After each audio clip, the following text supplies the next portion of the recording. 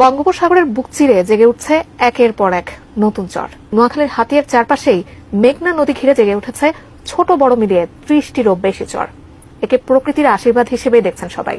শুধু তাই নয়, জেগে ওঠা এসব ভূখণ্ডের মোট আয়তন সিঙ্গাপুর এবং মালদ্বীপের আয়তনের সমান। তবে কি নোয়াখালীর দক্ষিণে তৈরি হচ্ছে আরেক বাংলা?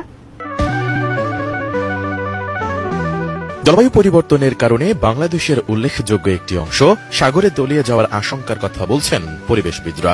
এমন প্রেক্ষাপটে বঙ্গোপসাগরের বুকে হাতছানি দিচ্ছে নতুন বাংলাদেশের অথই নীল জলরাশির মাঝে জেগে উঠছে মাইলের পর মাইল ভূখণ্ড। প্রকৃতি যেন ঢেলে সাজাচ্ছে এই দেশকে।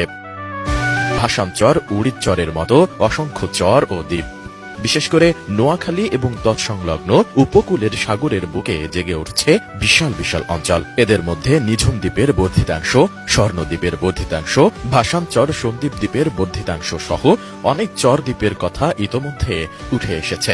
সার্বিকভাবে এসব পরিণতিপ্রাপ্ত ভূমির পরিমাণ আনুমানিক 28 বর্গ কিলোমিটারের অধিক, যার মোট আয়তন সিঙ্গাপুর এবং মালদ্বীপের আয়তনের সমান।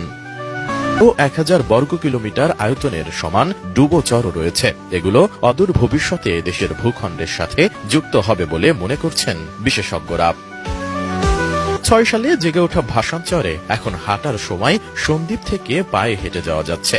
নিঝুম দ্বীপ থেকে মুক্তারিয়ার ঘাট সহ কয়েকটি স্থানে ক্রস ড্যাম বা প্রযুক্তিগত উদ্যোগ সম্পন্ন হলে আগামী কয়েক বছরের মধ্যে ক্রমান্বয়ে এইসব এলাকার আয়তন বাড়বে এবং তা 15,000 বর্গ কিলোমিটার ছুঁতে পারে। এ যেন বঙ্গোপসাগরের বুকে দেখা দিচ্ছে আরেকটি বাংলাদেশের হাতছানি।